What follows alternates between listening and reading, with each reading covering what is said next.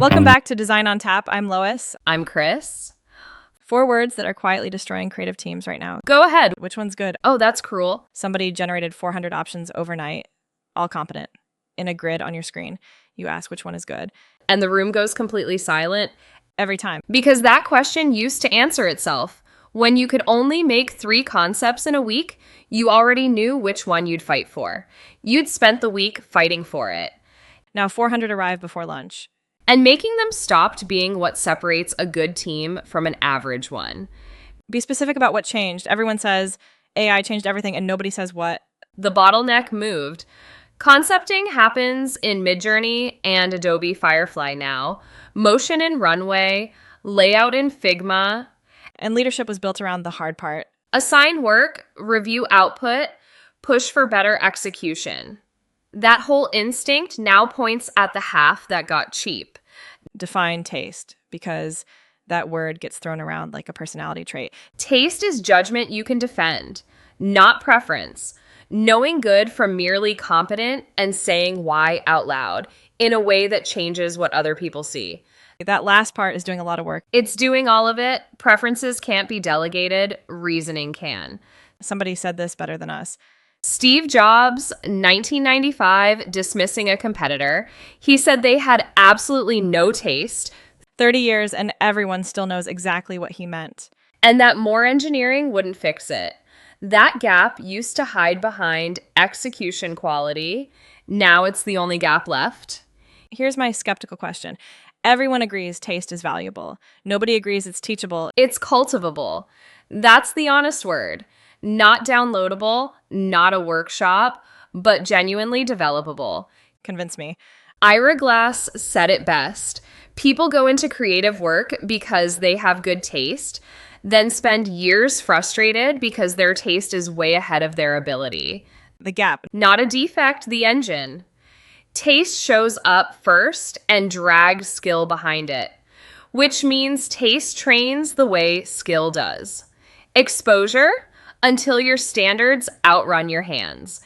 Give me the other end of that. Rick Rubin in The Creative Act, he's candid that he doesn't play instruments or run the technical side of a studio. So how do you move judgment out of your head and into somebody else's? Critique out loud with the reasoning visible.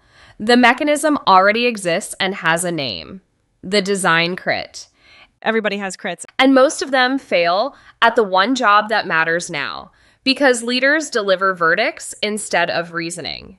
This one, move on. The verdict teaches nothing.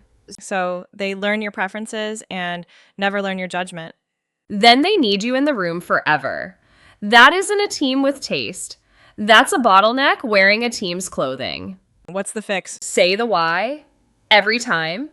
Why this hierarchy pulls the eye and that one doesn't. Why something on brief is still wrong for the client. Why the safer option lost. And the version that survives you leaving? You write it down. A design system is taste made portable. So is the component library built from it in Figma. So is a creative brief, which is judgment applied before the work starts instead of after. Now the trap. Production got easy, so teams do more of it. They flood themselves with competent, undifferentiated work at exactly the moment output stopped being worth anything. And it feels like productivity. Which is what makes it dangerous. Nobody sits in a meeting thinking we are enthusiastically optimizing a commodity. They see work shipping and everyone busy. You have a food version of this. You don't develop a palate by chewing faster. There it is. A person who has eaten 4,000 sandwiches is not a chef. They're just full. And a team that generated 4,000 assets isn't discerning. They're just tired. Tired and a little proud, which is worse. And the numbers most teams still track. Assets shipped, turnaround time, volume per quarter, all things a machine does for pennies now. And what you reward is what you get more of. So you're paying your most discerning people to act like output machines. And judgment doesn't fit that kind of counting. It doesn't, which is exactly why people fall back to the old numbers. But you can still notice it. Who killed a week direction early and saved 3 weeks? Who took the harder option and was right? Who changed what other people saw? None of which fits on a dashboard. The industry has always had a public version. D and AD. The one show. AIGA. Juries exist to calibrate taste out loud. Give me the part that should reassure people. As AI absorbs production, the human parts get more central. The job isn't being automated, it's being concentrated down to the part only a person can do. AI didn't make creative leadership obsolete. It clarified what the job was always about.